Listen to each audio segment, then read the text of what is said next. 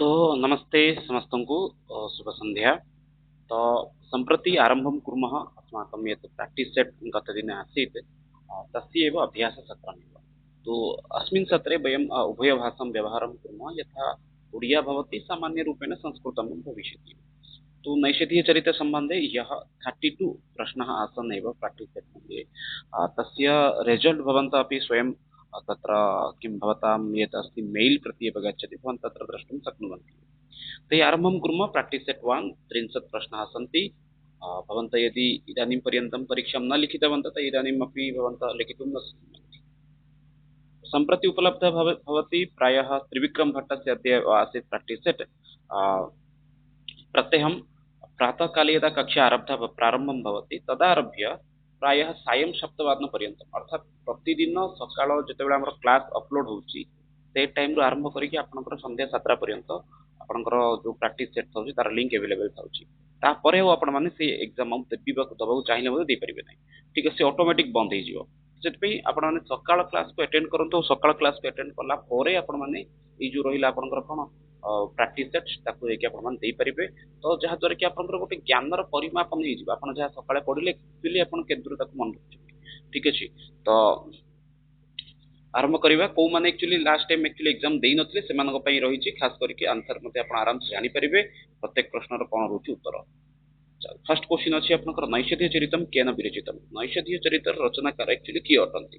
तो नैषधीय चरित्र रचनाकार होउछन्ती आपनकर किए चारिटा ऑप्शन रहिला। गोटे होछि आपनकर भास, कालिदास, श्रीहर्ष, दंडी। तो राइट आंसर एटी कोन रहउछि जो माने मते एक्चुअली पूर्वरु देइछन्ती एग्जाम तो सेमान तो आंसर को मेंशन करिवे। जो मन देइ नांती सेठी सेमाने एठी कोन कमेंट बॉक्स रे निजर आंसर को मेंशन करंतु। नैषधीय चरितम केन विरचितम। नैषधीय चरित्र किए रचना करितला। नैषधीय चरित्र रचना करितले श्रीहर्ष। मन रखो एठी आपन राइट आंसर होउछि नैषधीय चरित्र रचनाकार होउछि श्रीहर्ष। और नैषधीय चरित्र हूँ आपंकर कौन ना जो पंचमहाकाव्य रही है पंचमहाकाव्य गोटे अटे अन्यतम अटे। ठीक अच्छे बृहत्रय गोटे अन्यतम अटे नैषधीय चरित्र। ये आपंकर सर्ग संख्या हूँ के सर्ग संख्या हूँ 22। आईटी आप मुख्य रूप से क्या विषय वर्णना अच्छी निषद प्रदेश राजा नल एवं विदर्भ प्रदेश कन्या जी दमयंती अच्छा ये दिजन विषय वर्णना करा। तो जदि आप सकाल सेसन को देखी ना बुझीपारी ना कौन विषय को यू आप विषय को आराम सहज भाव में बुझीपारे। श्रीहर्ष कस्य पुत्र आसते। जो श्रीहर्ष विषय आसते सी एक्चुअली कहार पुत्र थिले। तो श्रीहर्ष थिले कहार पुत्र ना सी श्री हिरंकर। श्री हिरंकर सी कौन थिले पुत्र थिले। ठीक अच्छे, त्रिविक्रम भट्ट शूद्रक एम विषय तो परवर्त समय पढ़ा।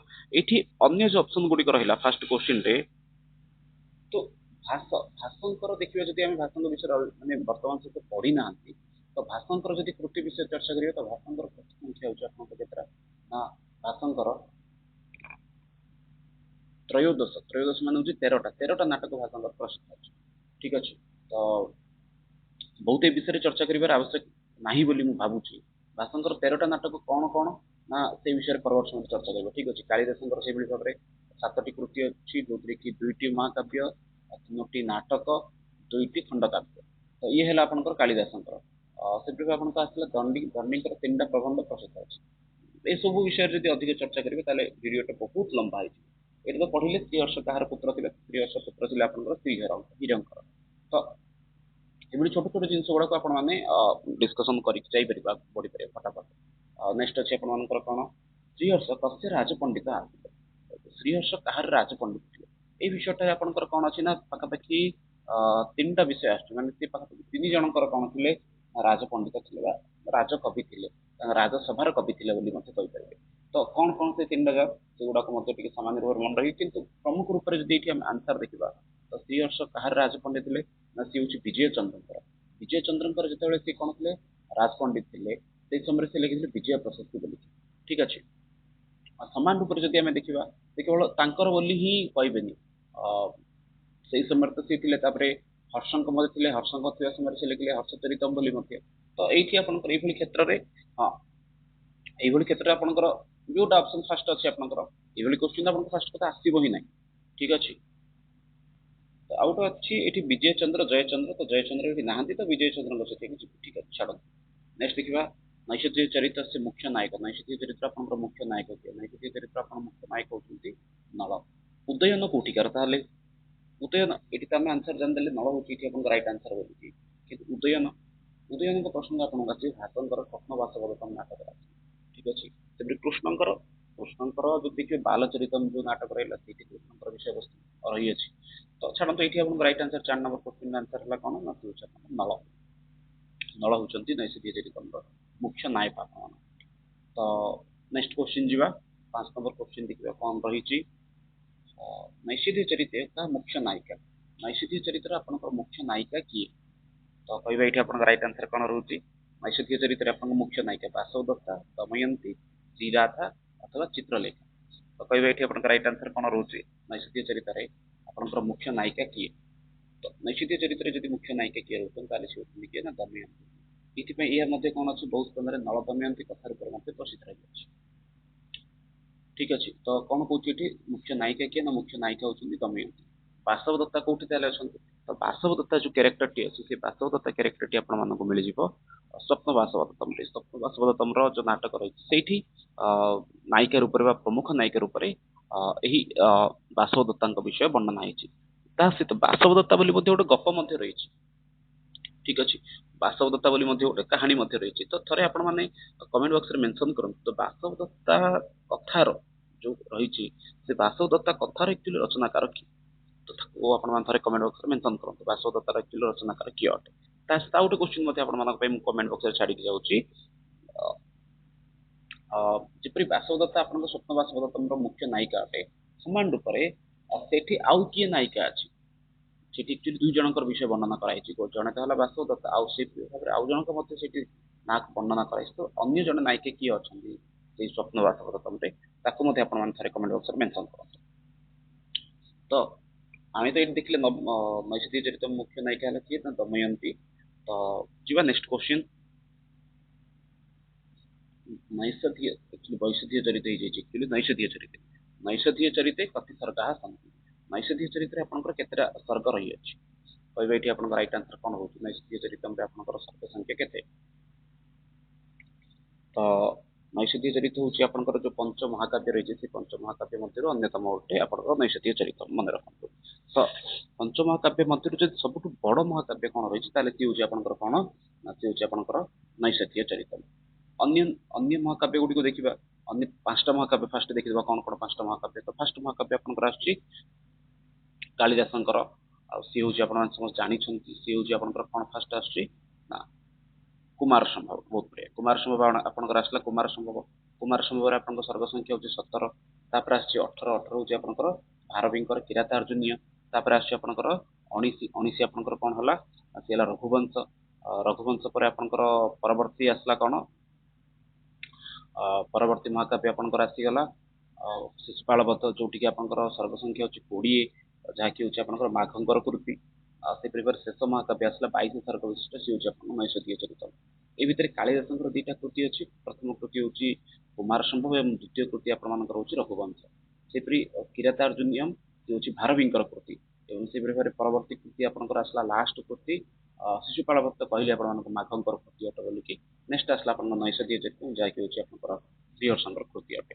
ଠିକ ଅଛି। ତ ଏଇଠି ଆପଣଙ୍କର ସର୍ଗ ସଂଖ୍ୟା କେତେ ନା ସେ ହଉଛି ଆପଣଙ୍କ ସର୍ଗ ସଂଖ୍ୟା ହଉଛି 22 ମହାକାବ୍ୟ ଭିତରେ ଅନ୍ତର୍ଭୁକ୍ତ ଅଟେ। ତ 20ଟି କାହାର ନା 20ଟି ହଉଛି ମାଘଙ୍କର ଶିଶୁପାଳ ବଧ। ରାଇଟ୍ ଆନ୍ସର ଏଇଟା ହଉଛି ଦ୍ୱାବିଂଶତି। ଠିକ ଅଛି। ଏକବିଂଶତି କିଛି ନାହିଁ, ଚତୁର୍ବିଂଶତି ମଧ୍ୟ କିଛି ନାହିଁ, ବାକି ଏଗୁଡ଼ିକ ଆପଣଙ୍କ ବିଂଶତିରେ ଗୋଟେ ଅଛି ସେ ହଉଛି ମାଘଙ୍କର ଶିଶୁପାଳ ବଧ। ଏତିକି ବିଷୟବସ୍ତୁ ଅଛି। ଠିକ ଅଛି। ନେକ୍ସଟ କ୍ୱେଶ୍ଚିନ୍ ଯିବା। ତ ଥରେ ଆପଣମାନେ କମେଣ୍ଟ ବକ୍ସରେ ଆକ୍ଚୁଆଲି ମେନସନ କରନ୍ତୁ ଯେ ଯାହାକୁ ମୁଁ ବି ଦେଖିପାରିବି ପରବର୍ତ୍ତୀ ସମୟରେ ଯେ ଆପଣମାନେ ଆକ୍ଚୁଆଲି କୋଉ ଲାଙ୍ଗୁଏଜରେ ଆପଣମାନେ ଠିକ ଅଛନ୍ତି। ଏକରେ ସାଂସ୍କ୍ରିଟ ସାଂସ୍କ୍ରିଟ ରଖିବା ନା ସାଂସ୍କ୍ରିଟ କମ ଓଡ଼ିଆ ଅଧିକ ରଖିବା, କଣ ରଖିବା ଆପଣମାନେ ଥରେ କମେଣ୍ଟ ବକ୍ସରେ ମେନସନ କରନ୍ତୁ। ତ ଚେଷ୍ଟା କରିବା ଆପଣମାନଙ୍କ ପାଇଁ ନେକ୍ସଟ କ୍ଲାସରୁ ସେଇ ଭାଷାରେ ହିଁ ଆପଣମାନଙ୍କର କ୍ଲାସକୁ ଉପଲବ୍ଧ କରାଇବା ପାଇଁ। ଠିକ ଅଛି। ତ ହଁ, ନେକ୍ସଟ କ୍ୱେଶ୍ଚିନ୍ ଯିବା, ପରବର୍ତ୍ତୀ ପ୍ରଶ୍ନକୁ ଯିବା। 7 ନମ୍ବର କ୍ୱେଶ୍ଚିନ୍ ଅଛି ଶ୍ରୀହର୍ଷ କୀଦୃଶମ୍ କାବ୍ୟ। ଶ୍ରୀହର୍ଷଙ୍କର ଯୋଉ କାବ୍ୟ ଗୁଡିକ ରହିଛି ସେ ଏକ ପ୍ରକାର କେଉଁ ପ୍ରକାର କାବ୍ୟ ଅଟେ? ଠିକ ଅଛି ଭାଇ।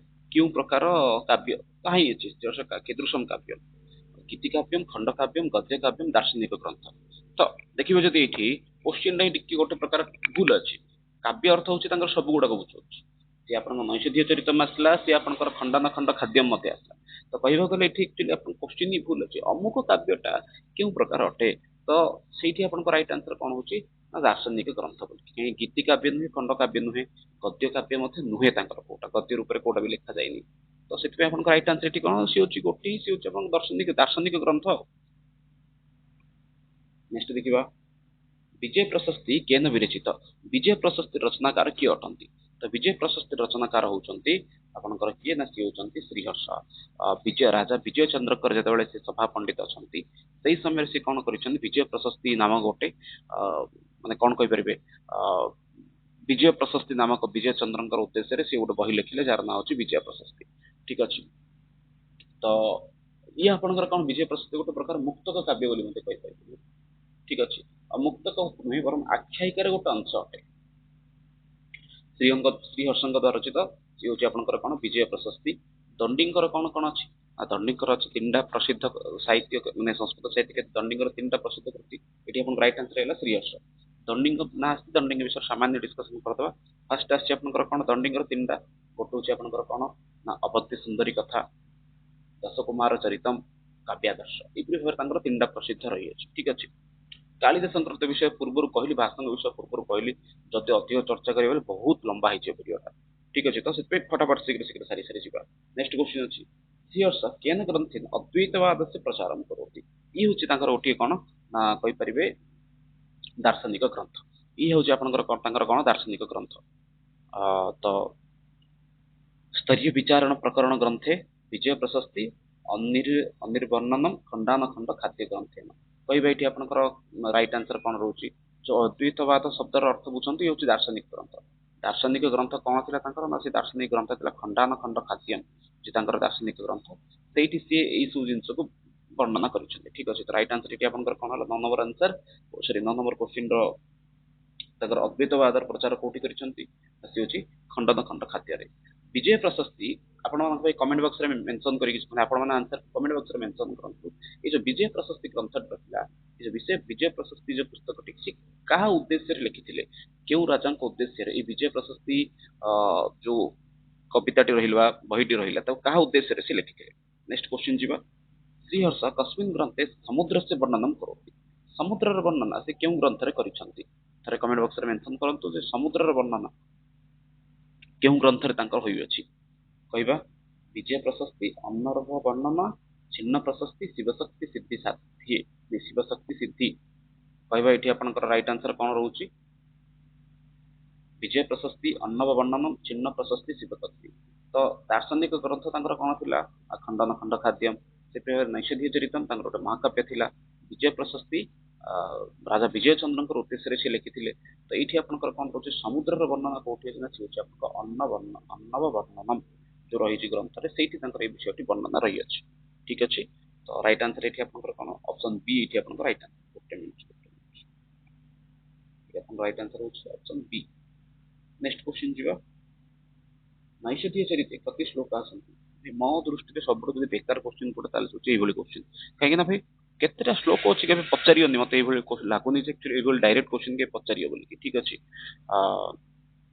ନୈଷଧୀୟ ଚରିତେ କତି ଶ୍ଲୋକ ଆସନ୍ତି, ନୈଷଧୀୟ ଚରିତେ କେତେଟା ଶ୍ଲୋକ ଅଛି, 1230, 1580, 1680, 1800, ସରି 2830। ତ କହିବା ଏଠି ଆପଣଙ୍କ ରାଇଟ୍ ଆନ୍ସର କଣ ରହୁଛି। ତ ରାଇଟ୍ ଆନ୍ସର ଏଠି ହଉଛି ସବୁଠୁ ବଡ ମହାକାବ୍ୟ ନା ଇଏ। ତ ଏଥିପାଇଁ ଆପଣଙ୍କର ଏଠି ସବୁଠୁ ଅଧିକ ଶ୍ଲୋକ ଯଦି କୋଉଠି ଅଛି, ତାହେଲେ ସେ ହଉଛି ଆପଣଙ୍କର ସେଇ ଅପସନ ଡି 2830। ଏଠି ଆପଣଙ୍କ ଶ୍ଲୋକ ସଂଖ୍ୟା କେତେ, ନା ସେ ହଉଛି 2830।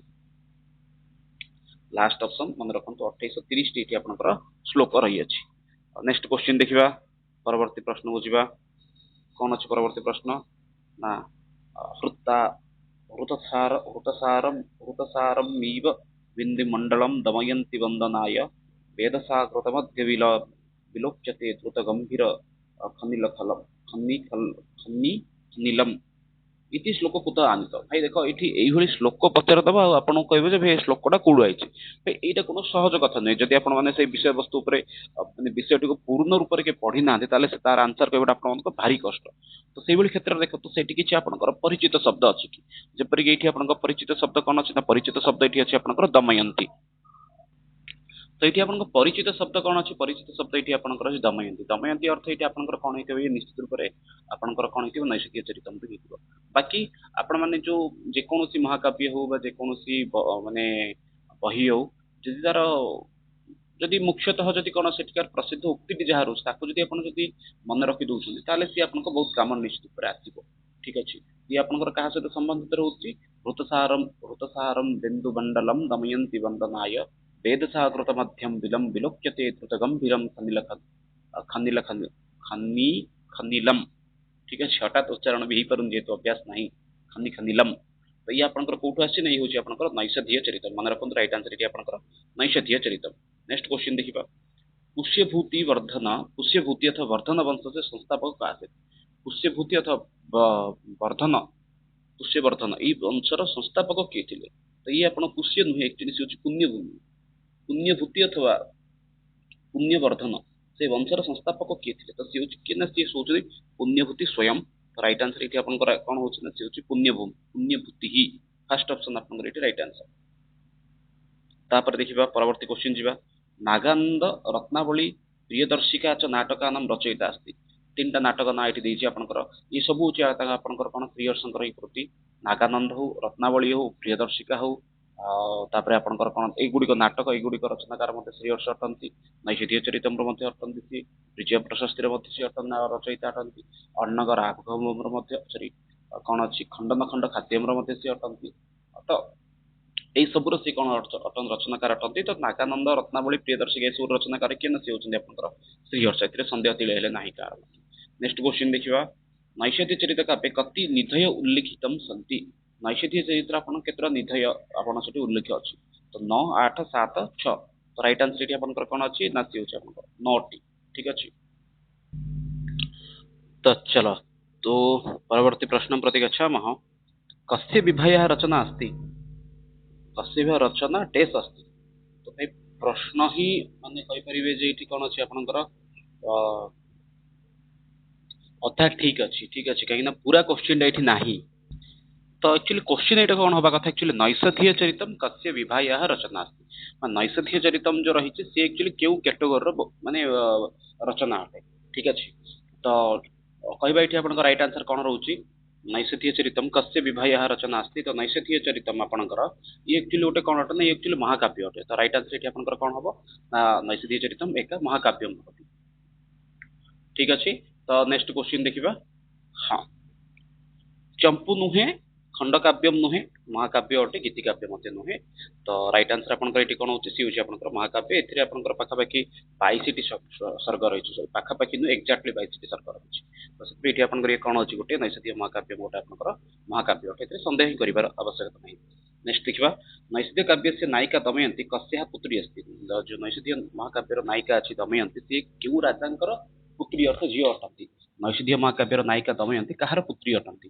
राजा यशोवर्धनस्य विदर्भ नरेशस्य विदर्भ नरेश भीमस्य विदर्भ नरेश दमनस्य अथवा कोपी नास्ति तो एठी आपन राइट आंसर कोन होची ना दमयंती जी अटंती होची कहार ना विदर्भ नरेश भीमंकर से कोन अटंती कन्या अटंती ठीक अछि तो आपण मन पई एठी आंसर त आपण पाई गेल एक्चुअली नैषधीय महाकाव्यर नायिका जी अछन दमयंती कहार जी अटंती तो सी होची विदर्भ नरेश भीमंकर तो एठी दुईटा क्वेश्चन दमयंती पिता ना कौन तो सी हूँ आप भीम 2 नंबर क्वेश्चन हूँ एक्चुअली दमयंती क्यों राज्यर कन्या थे सी हूँ विदर्भ तो आपण मान गोटे क्वेश्चन मुझे छाड़ी जाऊँगी आपने कालीर भिडियो मुझे जिनसा कही आपको एक्चुअली जो नैषधीय महाकाव्य जो दमयंती स्वयंवर होती जो स्थान रही विदर्भ नगर राजधानी ना कौन ताकू आप कमेंट बॉक्स में मेंशन करूँ ठीक अच्छे नेक्स्ट देखा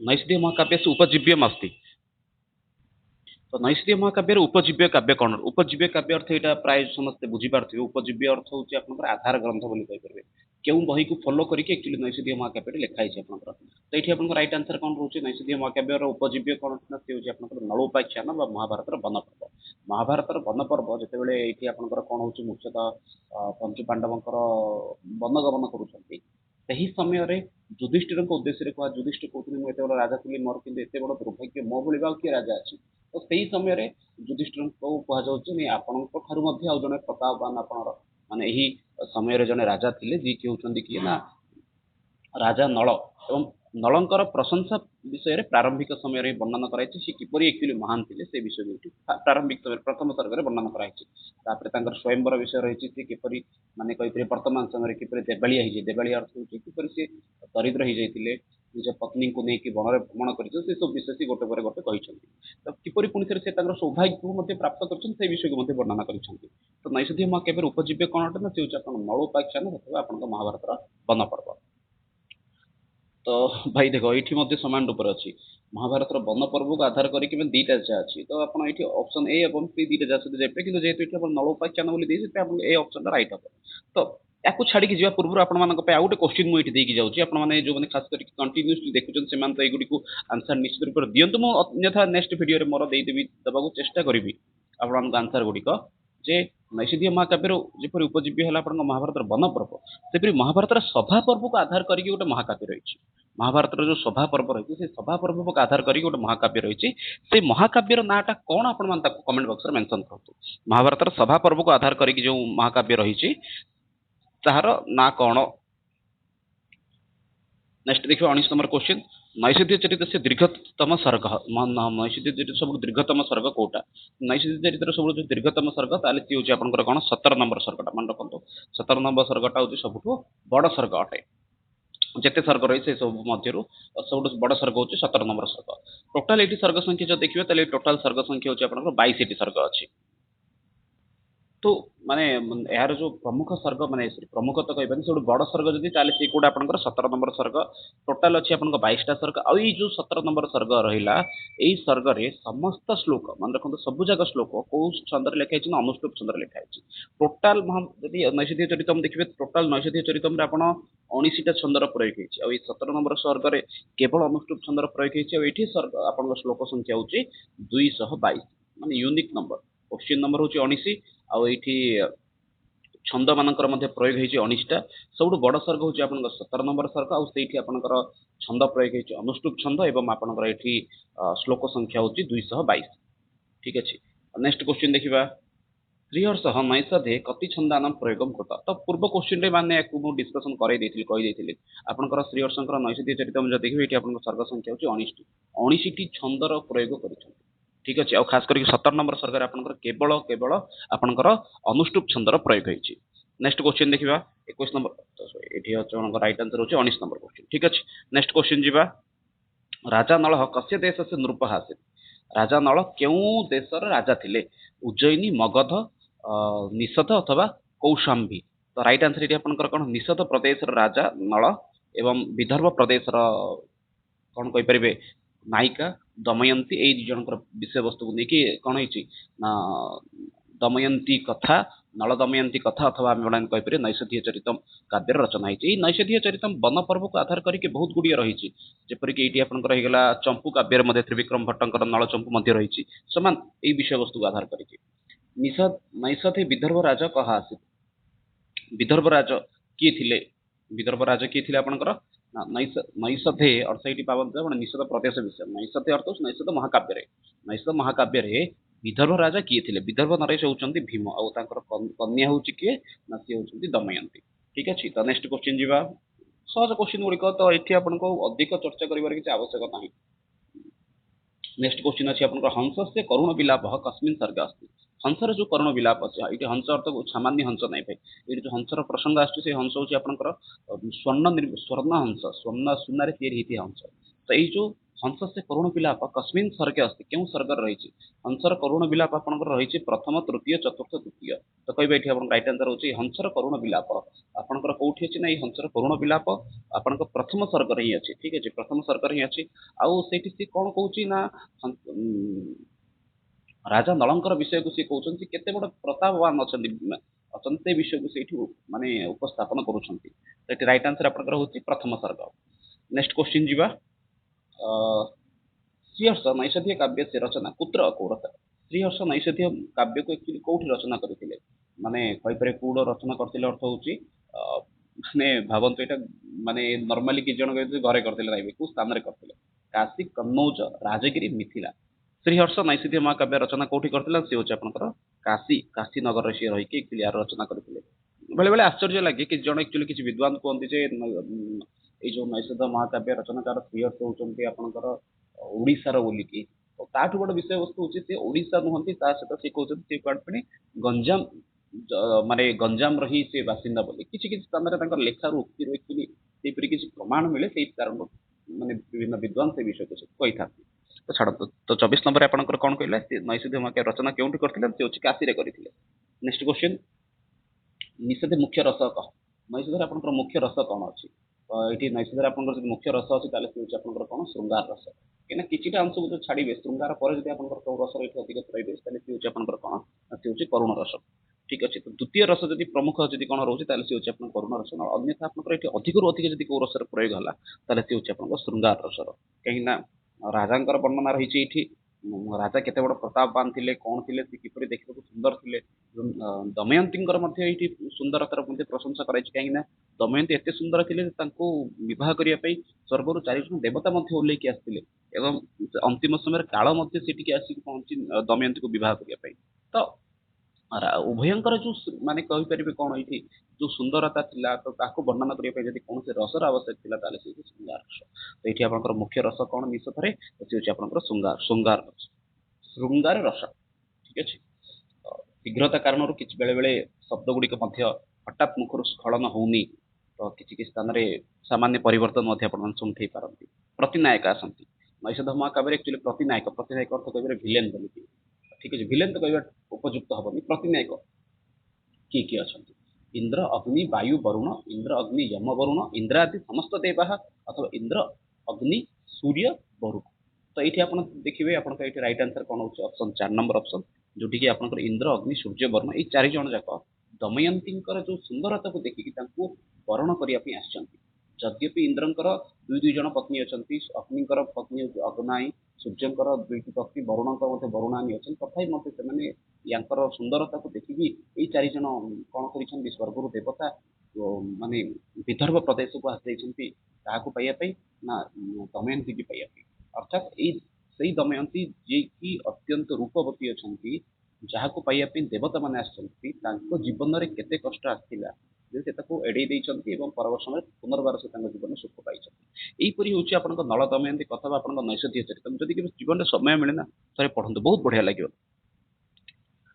ଖାସ କରିକି ସେମାନଙ୍କ ପାଇଁ ଯୋଉମାନେ ଅଳ୍ପ କଥାରେ ମାନେ ମନ ଦୁଃଖ ହେଇଯାନ୍ତି, ହୋପଲେସ୍ ହେଇଯାନ୍ତି, ସେମାନଙ୍କ ପାଇଁ ନିଶ୍ଚିତ ରୂପରେ ପଢିବା ଦରକାର। ନୈଷଧେ କସ୍ୟ ଅଳଙ୍କାର ସେ ପ୍ରୟୋଗ ପ୍ରମୁଖ ହବ। ପ୍ରମୁଖ ରୂପରେ ଏଠି କେଉଁ ଅଳଙ୍କାର ପ୍ରୟୋଗ କରାଯାଇଛି? ତ ପ୍ରମୁଖ ରୂପରେ ଯଦି ନୈଷଧୀୟ ମହାକାବ୍ୟରେ ଦେଖିବେ ଏଠି ଆପଣଙ୍କର କୋଉ ଅଳଙ୍କାର ଅଛି? ନା ସେ ହେଉଛି ଆପଣଙ୍କର ଶ୍ଲେଷ ଅଳଙ୍କାର। ଶ୍ଲେଷ ଅଳଙ୍କାର ଏଠି ଆପଣଙ୍କର ଅଧିକରୁ ଅଧିକ ଏଠି ଆପଣଙ୍କର କଣ ଅଛି? ନା ବର୍ଣ୍ଣନା କରାଯାଇଛି। ନୈଷଧେ ରାଜା ନଳସ୍ୟ ଚରିତ୍ର ବର୍ଣ୍ଣନମ୍ କସ୍ମିନ୍ ସର୍ଗେ କୃତମ୍ अस्ति। ରାଜା ନଳଙ୍କର ବିଷୟ ଆକ୍ଚୁଆଲି ଆପଣଙ୍କର କେଉଁ ସର୍ଗରେ କରାଯାଇଛି? ତ ରାଜା ନଳଙ୍କର ପ୍ରଶଂସା ଆପଣଙ୍କର କୋଉ ସର୍ଗରେ? ନା ପ୍ରଥମ ସର୍ଗରେ। କ୍ଷଣମ୍ ଏକମ୍, ଗୋଟେ ସେକେଣ୍ଡ। ତ ଥରେ ଆପଣମାନେ ଯୋଉମାନେ ମଧ୍ୟ ଆକ୍ଚୁଆଲି ବର୍ତ୍ତମାନ ସମୟରେ ଦେଖୁଛନ୍ତି କମେଣ୍ଟ ବକ୍ସରେ ଥରେ ମେନସନ କରନ୍ତୁ ଯେ ଆକ୍ଚୁଆଲି ଆପଣଙ୍କୁ କୋଉ ଲାଙ୍ଗୁଏଜ ଟା ଭଲ ଲାଗୁଛି, ସାଂସ୍କ୍ରିଟ ନା ଓଡ଼ିଆ, ଅଥବା ଯୋଉଟା ଆମର ରହିଲା ସକାଳର ଯୋଉ ଥିଓରି କ୍ଲାସ ଗୁଡ଼ିକ ରହିଲା ସେଗୁଡ଼ିକ ଆମେ ଓଡ଼ିଆ ସଂସ୍କୃତ ମିଶେଇ କରିବା ଏବଂ ଏଇ ଟପିକ ଗୁଡ଼ିକୁ ଆମେ କ୍ୱେଶ୍ଚିନ୍ ଆନ୍ସର ଗୁଡ଼ିକୁ ସଂସ୍କୃତରେ କରିବା। କଣ କରିବା ଆପଣ ମାନେ କମେଣ୍ଟ ବକ୍ସରେ ମେନସନ କରନ୍ତୁ। ନୈଷଧେ ରାଜା ନଳସ୍ୟ ଚରିତ୍ର ବର୍ଣ୍ଣନମ୍ କସ୍ମିନ୍ ସର୍ଗେ କୃତମ୍। ନୈଷଧ ମହାକାବ୍ୟରେ ଆପଣଙ୍କ ରାଜା ନଳଙ୍କର ଯୋଉ ଚରିତ୍ର ବର୍ଣ୍ଣନ କେଉଁ ସର୍ଗରେ କରାଯାଇଛି? ତ ରାଜା ନଳଙ୍କର ଯୋଉ ଚରିତ୍ର ବର୍ଣ୍ଣନ ରହିଛି ତାହା ଆପଣଙ୍କର ପ୍ରଥମ ସର୍ଗରେ କରାଯାଇଛି। ଆଉ ସେ ହଂସ ତାହା ମାଧ୍ୟମରେ ସେ ବିଷୟବସ୍ତୁ ରହିଛି। ଅଷ୍ଟାଦଶ ଦ୍ୱୀପେଷୁ ବିଜୟମ୍ ପ୍ରାପ୍ତ ଅକୁରତ୍। ଅଷ୍ଟାଦଶ ଦ୍ୱୀପରେ କିଏ ବିଜୟ ପ୍ରାପ୍ତ କରିଥିଲା? ତ ଅଷ୍ଟାଦଶ ଯଦି ଦ୍ୱୀପରେ ଯଦି କିଏ ବିଜୟ ପ୍ରାପ୍ତ କରିଥିଲେ ତାହେଲେ ସେ ହେଉଛନ୍ତି କିଏ? ରାଜା ନଳ। ସେଇଭଳି ପରାକ୍ରମଶାଳୀ ରାଜା ଥିଲେ ଯିଏକି ଯାହାର ପରାକ୍ରମ ଆଗରେ ଦେବତା ମାନେ ମଧ୍ୟ କଣ କହିପାରିବେ ଯେ ନିଜକୁ ମାନେ ସମର୍ଥ୍ୟବାନ। ସମସ୍ତ 18ଟି ଦ୍ୱୀପ ଉପରେ ବିଜୟ ପ୍ରାପ୍ତ କରିଥିଲେ ଅର୍ଥ ଚିନ୍ତା କରନ୍ତୁ। ସେଇଭଳି ରାଜାଙ୍କ ଉପରେ ଯେତେବେଳେ ଖରାପ ଅବସ୍ଥା ଆସିଛି ସେ କିପରି ତାର କଣ କରିଛନ୍ତି ସାମ୍ନା କରିଛନ୍ତି ଏବଂ ତାକୁ ପୁଣି ଥରେ ଭଲ ସମୟକୁ ଆସିଛନ୍ତି ସେ ବିଷୟ ଏଠି ବର୍ଣ୍ଣନା କରାଯାଇଛି। ପ୍ରଥମ ଅତିବୃଷ୍ଟି ନାମ अस्ति। ପ୍ରଥମ ଅତିବୃଷ୍ଟି ନାମ अस्ति। ଇତିକା ଇତି ଇତି ଇତିତୋ ଇତିସଃ। ରାଇଟ୍ ଆନ୍ସର ଏଠି ଆପଣଙ୍କର କଣ ହଉଛି? ସେ ହଉଛି ଆପଣଙ୍କର ପ୍ରଥମ ଅତିବୃଷ୍ଟି ନାମ अस्ति ଇତି। ନେକ୍ସଟ ରହିଲା ଆପଣଙ୍କର ବାଣାସୁର ସେ ନଗର ଆସିତେ। ବାଣାସୁରର ନଗର ନାଁ କଣ? ବାଣାସୁରର ନଗର ନାଁ ଥିଲା ଶୋଣିତପୁର।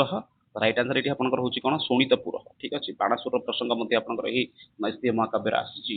ତ ବାଣାସୁରର ସ୍ଥାନ ନାଁ କଣ ଥିଲା? ବାଣାସୁର ନାମ ମାନେ ନଗର ନାଁ ଥିଲା ଶୋଣିତପୁର। ବିଦର୍ଭ ନରେଶ କିଏ? ନା ବିଦର୍ଭ ନରେଶ ହଉଛନ୍ତି ଆପଣଙ୍କର ଭୀମ। କନ୍ନୌଜ ହଉଛି ଆପଣଙ୍କର କଣ? ନା ବିଦର୍ଭର ରାଜଧାନୀ ହଉଛି କନ୍ନୌଜ, ଯୋଉଠି ତାଙ୍କର ସ୍ୱୟଂବର ହେଇଥିଲା। ଠିକ ଅଛି। ଲାଷ୍ଟ କ୍ୱେଶ୍ଚିନ୍ ଯିବା। ତ ଆଜିର ଶେଷ କ୍ୱେଶ୍ଚିନ୍। ତ ଆପଣମାନେ ସରିଲା ପରେ ଆପଣମାନେ ମେନସନ କରନ୍ତୁ ଆପଣମାନେ କେତେ ମାର୍କ ଆକ୍ଚୁଆଲି ପାଇଲେ। ରାଜା ନଳସ୍ୟ ହସ୍ତେ କସ୍ୟ ଚିହ୍ନମ୍ ବିଦ୍ୟମାନ ଆସେ। ରାଜା ନଳଙ୍କର ହାତରେ କେଉଁ ଚିହ୍ନ ଥିଲା? त्रिशूल शंख मीन अथवा मकर रेखा तो राजा नलंगर हाथ में चिन्ह होची सी होची मकर रेखा जेतेबेले चेष्टा करिसेंती जे राजा को माने जानिया पई वास्तविक कहीं ना राजांकर तांको ऊपर कालर कोप दृष्टि कारणरू एवं काल प्रवेश करथिबा कारणरू तांको ऊपर कली बा काल कहि परिबे से कौन करछन ना तांकर माने संपूर्ण रूप से तांकर दुरावस्था हो जाइछि जो तांको पाखरे प्रतिभा थिला से प्रतिभा प्रतिभा अछि किंतु से तांको पाखरे से रूप नाही आ परवर्ती समय रे कोन जे काल सर्प मध्ये आसी तांको दंशन कला दंशन करिया कारण तांकर कोन वर्ण मध्ये कोन हे कला हे जाइछि तो हठात तांकी जानि पारु नाहंती जे से राजा नळ बोलिकी तो शेष रे तांको हाथ रे जो मकर रेखा थिला ताको देखि मध्ये जणा पड़छ तो छाडंतु ए सब विषय हम परे जिबा जदि केबे समय मिले ताली राजा कौन कहि परिबे जे राजा नल एवं दमयंती ए कथा को श्रवण करने चेष्टा करवा तो ये थिला आज सेसन कहि परिबे तो जोठी हम माने पाखापाखि 30+ क्वेश्चन को डिस्कशन कले 32टा क्वेश्चन थिला डिस्कशन कले तो ये 32टा क्वेश्चन आपण माने केतेटा क्वेश्चन ठीक कले ताको आपण माने कमेंट बॉक्स मेंशन करंतु रहउची पुनी थरे काली की आउ किछि क्वेश्चन आंसर डिस्कशन करवा यूनिट 6 जे हमर रहिची जो 7-8टा कवि रहिछन सेमानकर कृति गुडी को विषय रे थरे डिस्कशन करि सारला परे हम माने पुनर्बार हम परवर्ती टॉपिक को जीवा हमर परवर्ती टॉपिक तो रहिची अन्य जो फर्स्ट पार्ट फर्स्ट यूनिट रहिছে से सब विषय डिस्कशन करवा डेली बेसिक आपण मते एग्जाम होउची तो रहउची पुनी थरे मिसिवा नेक्स्ट वीडियो रे तो धन्यवाद जय भारत मधुसूदन वंदे मातरम धन्यवाद।